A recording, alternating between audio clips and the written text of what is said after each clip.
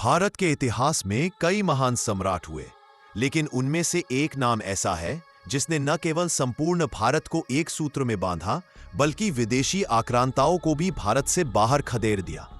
वह थे मौर्य वंश के संस्थापक चंद्रगुप्त मौर्य। आज हम जानेंगे उनकी पूरी जीवन गाथा, एक साधारण बालक से महान सम्राट बनने तक की अद्भुत यात्रा। चंद्रगुप्त मौर्य का जन्म 340 ईसा पूर्व के आसपास हुआ था। परंपराओं के अनुसार उनका जन्म मगध क्षेत्र में हुआ। वे साधारण परिवार से थे और बचपन में ही अपने पिता को खो दिया था। उनकी परवरिश कठिनाइयों में हुई, लेकिन भाग्य ने उन्हें महामंत्री चाणक्य से मिलवाया, जिसने उनकी जिंदगी ही बदल दी। चाणक्य ने बालक चंद्रगुप्त में वही गुण देखे जो एक महान शासक में होने चाहिए। उन्होंने शिक्षा, राजनीति, भाग्य विकास कराया। युद्ध कला और कूटनीति सब कुछ चंद्रगुप्त को सिखाया। यही से शुरू हुई उनके महान साम्राज्य की नींव। उस समय मगध पर नंद वंश का शासन था। घनानंद नाम का राजा जनता पर अत्याचार करता था। चाणक्य और चंद्रगुप्त ने मिलकर नंद वंश को समाप्त करने का संकल्प लिया। कई असफल प्रयासों और संघर्षों के बाद लगभग 321 ईसा पूर्व में चंद्रगुप्त ने नंद वंश को परास्त किया और मगध साम्राज्य की गद्दी पर बैठकर मौर्य साम्राज्य की स्थापना की। यही से भारत में एक नए युग की शुरुआत हुई। चंद्रगुप्त के समय में भारत के उत्तर पश्चिमी क्षेत्र पर सिकंदर महान के सेनापति और उत्तराधिकारी शासन कर रहे थे। चंद्रगुप्त ने अपनी सेना के साथ उन ग्रीक शासकों को हराया और पंजाब तथा सिंध के इलाकों को अपने साम्राज्य में मिला लिया।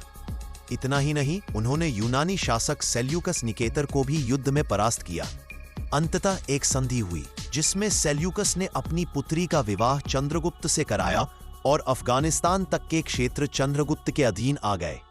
यह उनकी बड़ी कूटनीतिक सफलता थी। चंद्रगुप्त ने अपने साम्राज्य का विस्तार पूर्व में बंगाल से लेकर पश्चिम में अफगानिस्तान तक और उत्तर में हिमालय से लेकर दक्षिण में दक्कन तक फैला दिया।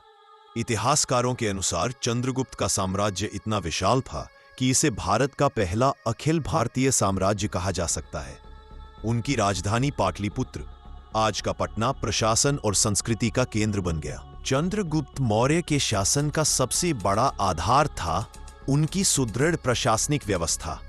चाणक्य, कौटिल्य उनके महामंत्री थे और अर्थशास्त्र जैसे ग्रंथ से हमें उस समय की राजनीति और प्रशासन की जानकारी मिलती है। साम्राज्य को कई प्रांतों में बांटा गया था।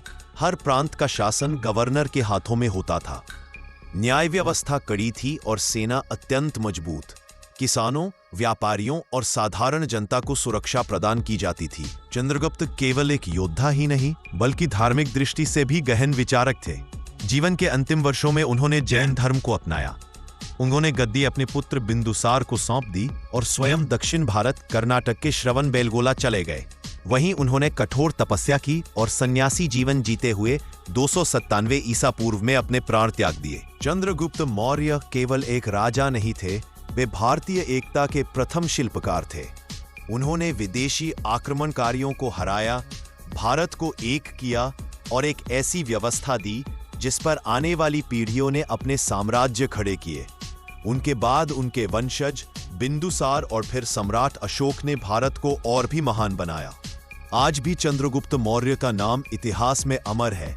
एक साधारण बालक से भारत के प्रथम महान सम्राट बनने तक की यात्रा भारतीय संस्कृति की गौरव गाथा है। दोस्तों, यह थी चंद्रगुप्त मौर्य की संपूर्ण जीवन गाथा। यदि आपको भारत के इस महान सम्राट की कहानी प्रेरणादायक लगी तो वीडियो को लाइक और शेयर करें और इतिहास के और भी ऐसे रोचक प्रसंग जानने के लिए चैनल को सब्सक्राइब करना ना भूलें।